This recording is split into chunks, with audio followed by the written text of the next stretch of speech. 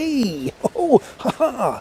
Alright everybody, now I'm outside because today I'm going to be doing the water washer jets on a Meriva B. And on this particular Meriva, it won't be this one, it'll be one of my brother's coming down with his car now.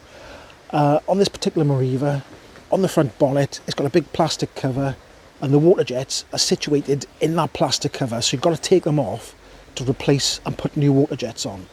It's about 2 degrees today, it's pretty cold, and it's got a lot of plastic clips. It's got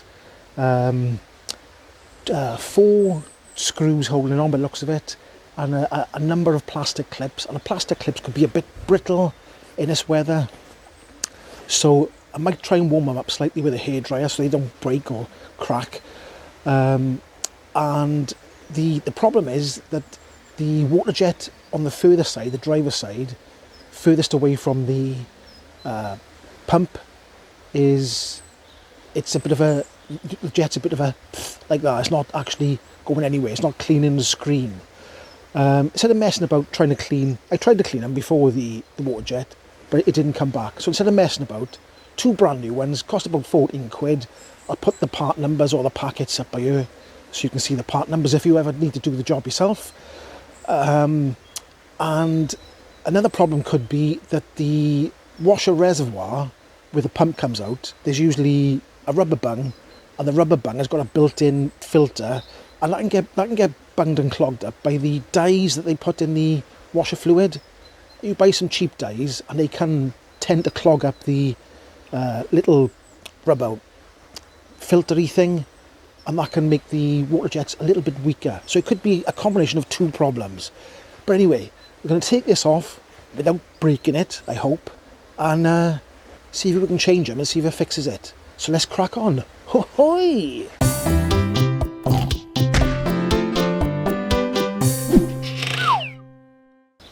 So the first thing to do here is, I don't know if you can see this here, this is the inlet pipe for it, and you've got to take this off, but it looks like there's a little collar on there. But I'm going to get it warmed up first with a hairdryer so it's not hot, so you don't break this little plastic clip here. Take this collar off.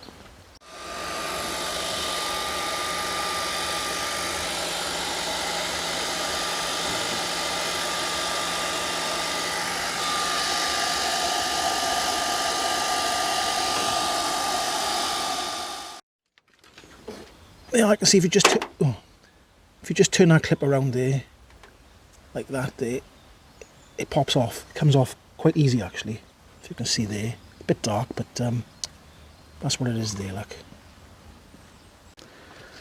So next we're going to use some torque bits, a T25, is it T? Yeah, T25 to undo, let me put that torch on a minute, hang on.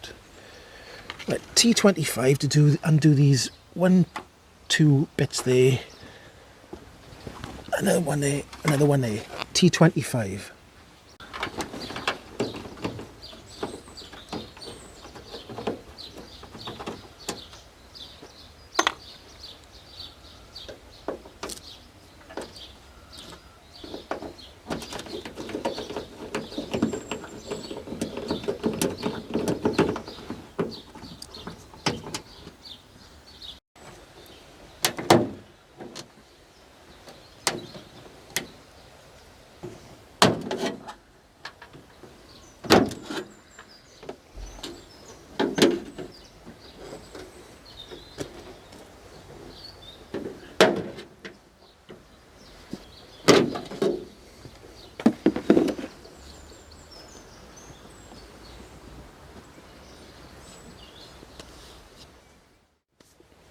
So there we go with it taken out and put upside down. You can see this is where it comes in here. Got the pipe going along there.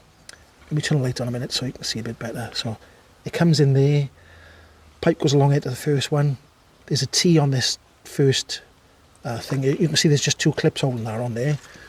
Goes all the way along there like that, all the way along until it comes to the last one there. And you can see there's 2 clips holding that one on there as well. But I think you warm this up with take these out here, give this a little warm with the hairdryer, so these will come out easy.